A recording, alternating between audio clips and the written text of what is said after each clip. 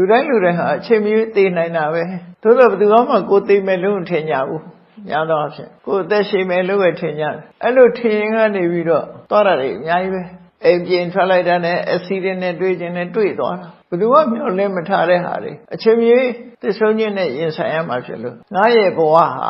ငါရဲ့ခန္ဓာကိုယ်ကြီးဟာသိဆုံးတဲ့သဘောရှိနေတယ်အချိန်မရွေးသိနိုင်တယ်သိခြင်းတရားကိုငါဘယ်လိုနည်းနဲ့မှကြောလွှားသွားလို့မရဘူးဆိုတာလေးကိုစဉ်းစားပေးပါတဲ့အများအားစဉ်းစားပေးပါအဲ့လိုစဉ်းစားပေးလို့ရှင်ဘလို့အကျိုးကျေးဇူးတွေရနိုင်တယ်လဲလူတွေမှာ